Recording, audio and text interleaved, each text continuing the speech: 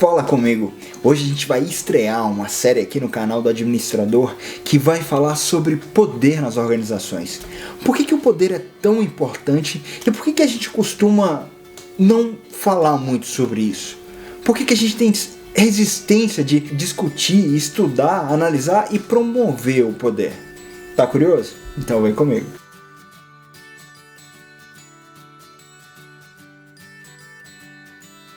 Fala comigo, eu sou o Atos Carlos e aqui a gente fala muito sobre a administração e como que essa ciência pode nos ajudar a alcançar os nossos objetivos. E hoje a gente vai falar de poder nas organizações. É uma abordagem de novo mais científica e para a gente se perguntar por que o poder é tão necessário. E se ele é tão necessário, por que a gente tem tanta resistência de falar sobre o poder e de exercitar o nosso poder nas organizações? Kotter, em 1977, fez um estudo que endereçou justamente essas questões. Se o poder é tão importante, por que a gente não fala sobre isso? Às vezes, a gente não fala porque a gente tem medo de parecer manipulador. Normalmente o poder está atrelado à manipulação. Mas o que é manipulação? Não seria o fato da gente conseguir fazer uma pessoa fazer aquilo que a gente quer que ela faça? E o que é liderança, então, se não isso? Energizar as pessoas para que elas façam o que eu quero que elas façam. Então por que a gente joga pedra no poder e por que a gente gosta da liderança? Sendo que o líder é um camarada que tem poder sobre as outras pessoas. Às vezes a gente usa outras palavras para suavizar o contexto, suavizar as coisas que acontecem, mas na verdade elas significam basicamente as mesmas coisas.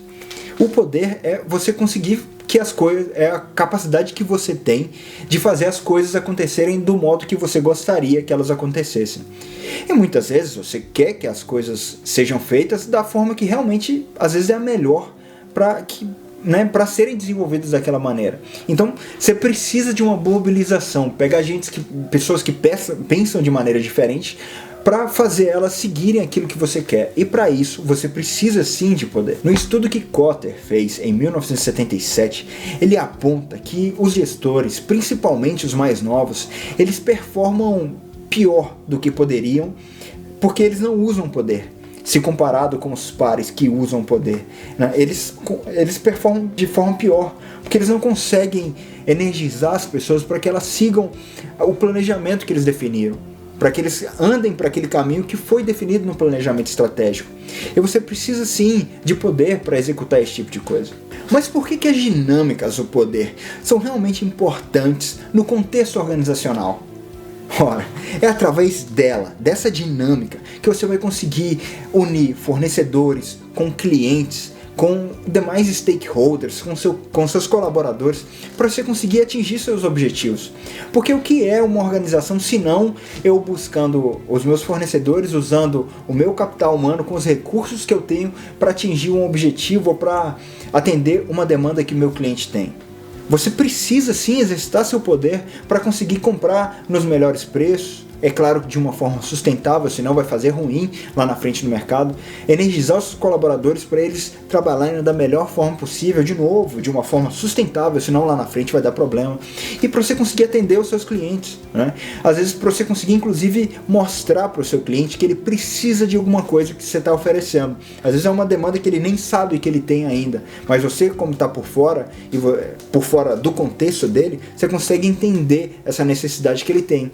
Então você precisa ter o poder para mostrar para ele, e aí precisa ter influência para ele verdadeiramente escutar o que você está falando, entender que aquilo é importante para ele. Beleza, eu acho que eu entendi a importância do poder. Mas como que os gestores eficientes adquirem poder? Kotter fala pra gente 4 questões de se conseguir o poder. A primeira delas, segundo o autor, é criando o senso de obrigação. Às vezes você faz alguma coisa, algum favor para a pessoa, para o seu colaborador, e ele fica se sentindo que ele te deve alguma coisa. É claro que eu não estou dizendo aqui que você deve fazer alguma coisa para a pessoa esperando algo em troca, mas a gente tem esse gatilho mental da retribuição. Se uma pessoa te faz um favor, naturalmente você vai querer retribuir o favor. No Instagram, por exemplo, se tem uma pessoa que costuma ficar curtindo as suas fotos, você olha pra ela e fala, poxa, que interessante, legal a força que essa pessoa tá me dando. Eu vou passar a curtir as fotos dela também. Olha a retribuição. Às vezes a pessoa tá fazendo aquilo só porque ela gosta do conteúdo que você tá propondo. mas ela ganhou outro admirador, porque você está lá ali retribuindo a gentileza que ela está fazendo. E nas organizações é a mesma coisa. Você ajuda todo mundo, porque uma hora ou outra, eventualmente, quando você precisar, essas pessoas vão estar lá para te ajudar. A segunda forma apontada pelo autor é criando uma reputação de expert. As pessoas, elas tendem a confiar mais naqueles que têm maior resultado, naqueles que têm maior efetividade. O Kotler, inclusive, cita um estudo que analisou carreiras de diferentes CEOs. Uns que eram mais desenvolvidos, que eles selecionavam melhores os projetos que eles participavam, só atuando naqueles que tinham alta probabilidade de ter sucesso. Eles faziam mais publicações, eles apareciam mais na mídia, e compararam com outros que eram mais introvertidos e não apareciam tanto. O poder e assertividade, o resultado que esse CEO que aparecia mais, que era o expert, tinha, é muito superior ao outro camarada, por mais assertivo também que ele seja, só que ele não é reconhecido por isso. Tem uma diferença muito grande de você ser uma autoridade reconhecida e uma autoridade muito desenvolvida que não chega no alcance das pessoas. As pessoas não conhecem esse lado seu. E quanto mais elas vierem a conhecer, mais poder você tem. Por exemplo, quando a gente fala de investimento, e a gente fala muito de investimento por aqui, a gente admira certos investidores que têm um retorno muito bom. E à medida que eles mostram o retorno deles pra gente começa a admirar ainda mais. E quanto maior o retorno a longo prazo, é claro, porque eventualmente um ou outro vai ter um resultado bom no curto prazo, mas a longo prazo, sucessivamente, quanto melhor o resultado, mais a gente admira o cara e mais poder ele tem sobre a gente. Então se ele virar e falar assim, olha, agora eu tô entendendo que o mercado vai para lá, muita gente vai comprar a ideia dele que o mercado vai para lá. Olha o poder que ele tem. Às vezes ele tá falando numa entrevista na internet, não quer exercitar o poder, mas ele acaba exercitando meio sem querer, porque ele é tão assim, ele tem tanto poder em si, que até sem querer ele acaba influenciando as outras pessoas. O terceiro ponto que o autor cita pra gente é através da criação de senso de identificação. É quando você faz algo para se identificar com os seus liderados, ou as pessoas que queiram ter poder. Provavelmente você já ouviu falar em uma técnica de negociação, que quando você chega para negociar com a pessoa, a primeira coisa que você faz é olhar a sala dela.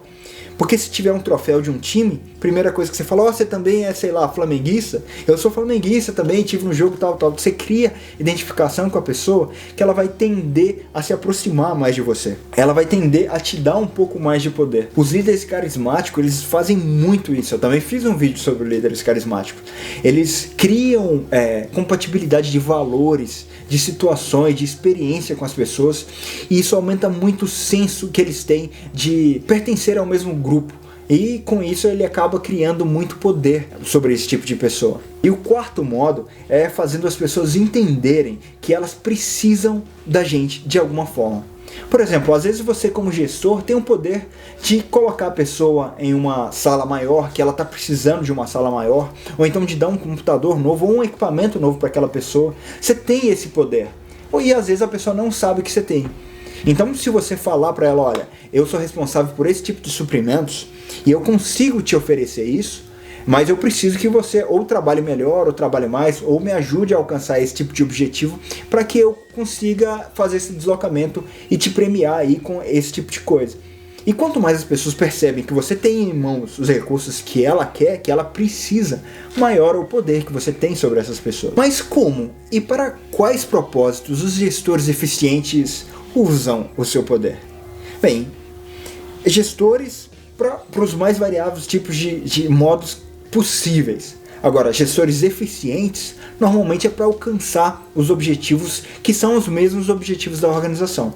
Ele controla tudo isso através dos pontos que a gente discutiu aqui, os 4 pontos que a gente discutiu nesse vídeo, para energizar as pessoas e para fazer as pessoas convergirem para aquela estratégia que ele está apontando. Então elas vão fazer com mais afinco, vão fazer com mais vontade e vão desenvolver para conseguir fazer a organização, enfim, alcançar aquele objetivo.